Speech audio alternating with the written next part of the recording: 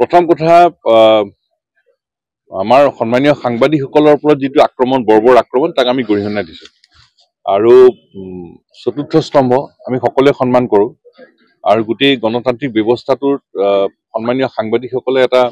সদায় স্পষ্ট আৰু নিৰপেক্ষ নিৰ্ভীক এটা স্থিতি লৈ আহি আছে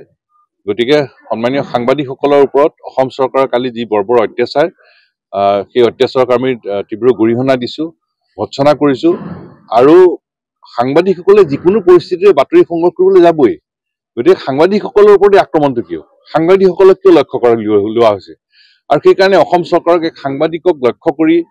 যি অত্যাচাৰৰ ব্যৱস্থা কৰা হৈছে তাক আমি তীব্ৰ গৰিহণা দিছোঁ আৰু সাংবাদিকৰ ওপৰত অত্যাচাৰ ৰাজত্ব বন্ধ কৰিবলৈ আমি দাবী কৰিছোঁ সাংবাদিকে বাতৰি পৰিৱেশন কৰিবলৈ যাবই গতিকে সাংবাদিকক লক্ষ্য কৰি কি অত্যাচাৰ কিয় গতিকে সাংবাদিকক লক্ষ্য কৰি এই অত্যাচাৰ কৰিবলৈ যিটো যাত্ৰা আৰম্ভ কৰিছে অত্যাচাৰ যাত্ৰা অত্যাচাৰ ৰাজত্ব এই অত্যাচাৰ ৰাজত্ব বন্ধ হ'ব লাগিব আৰু আনটো হ'ল যে আমি সদৌ অসম ছাত্ৰ সন্থা শান্তিপূৰ্ণ অহিংস গণতান্ত্ৰিক আন্দোলনৰ বিশ্বাসী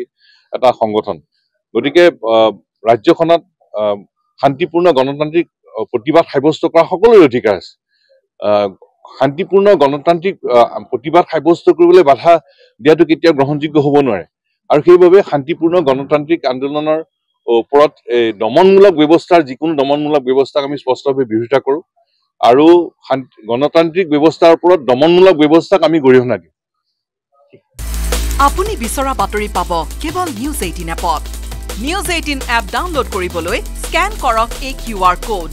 গুগল প্লে ষ্টৰতো পাব এই নিউজ 18 এপ